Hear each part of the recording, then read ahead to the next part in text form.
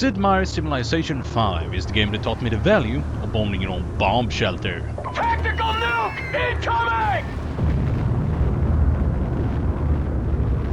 Man, I don't know what it is about strategy games, but they bring out the worst in me. I can play any other kind of game and feel like a complete piece of shit when I do things that can even be remotely perceived as a bad thing. But put me in a strategy game and I will turn entire species into food in order to sustain my growing empire. No questions asked. Stay tuned, by the way. I guess it really is like they say, the death of one is a tragedy, but the death of millions, that's a pretty good start.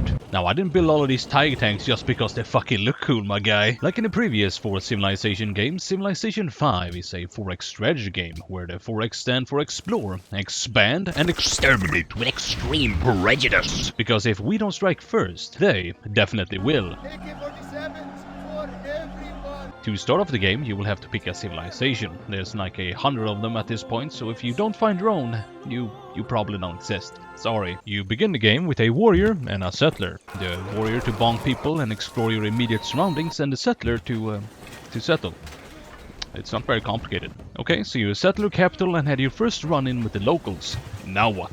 Expand! Everything you will be doing from now on is based on one simple goal. Get more stuff. Whether that stuff is more territory or gold or any other kind of resource, it doesn't matter. Stuff is out there and you want as much of it as possible, as fast as possible. The problem is, that so does everyone else. Don't you fucking dare settle there, you piece of shit. I will burn that shit to the ground with you still inside it. Don't fucking try me. So, while you're exploring the world, look for places for your next cities. Rivers and hills are still good, but now you also want luxuries and strategic resources. The luxuries is what will keep your citizens from rebelling, while simultaneously providing you with gold. The strategic resource, on the other hand, is what will keep your future citizens from rebelling, while indirectly providing you with gold, in the form of new taxpayers. However, to unlock the usage of said resources, we're going to need science, which you get by constructing things like libraries, and then having as many people as possible visit said libraries. So how do we get more people? Food! It is a well-established fact that when enough food is pumped into a population, they will rapidly start to multiply. And with more science, we're able to unlock more technologies, which will unlock more buildings, which will give us more faith and culture, which is used to start religions and unlock new social policies, both of which either unlock some sort of building or give you a straight-up boost to acquiring more stuff. And while exploring the world, looking for said stuff, you will inevitably run into other civilizations. These will take the form of either city-states or other players. Ladies? The city-states you will either incorporate into your growing empire, to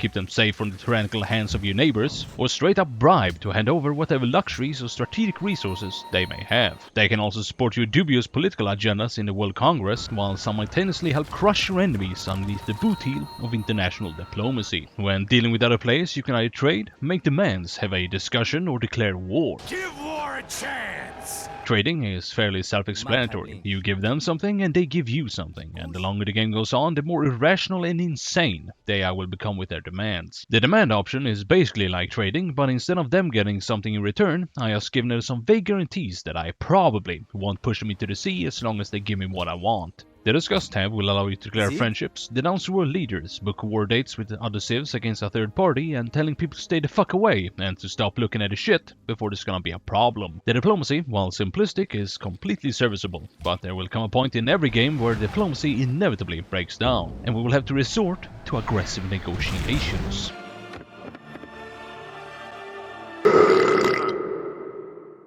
When war is inevitably declared, having a military already on standby is definitely preferable to having to scramble build one as the enemy is knocking down your door, as if they were Girl Scouts selling cookies in order to go to summer camp. So in between building buildings, I definitely recommend building up your army, because as everybody knows, the best defense is crushing your enemies like the scum they are before they can band together and oppose your imperial ambitions. War in this game is as expected of a game spanning the entirety of human history, fought both on ground, water, and in the air. In the beginning, you will have dudes with clubs and slings, and in the end, XCOM troopers and giant nuclear-powered death robots. Death is a preferable alternative to communism. Most of these have a counter to them, and is in turn the counter to something else. And that's where terrain comes in, using things like hills and forests to slow down your enemy, and building forts to give you a defensive bonus is what will turn a fair fight into an unfair one, which is infinitely more preferable. So, while the war might seem like a simple thing, there's a surprising amount of depth, and plenty of opportunities for strategy for those that like that sort of thing. And if you don't, human wave tactics is always an option.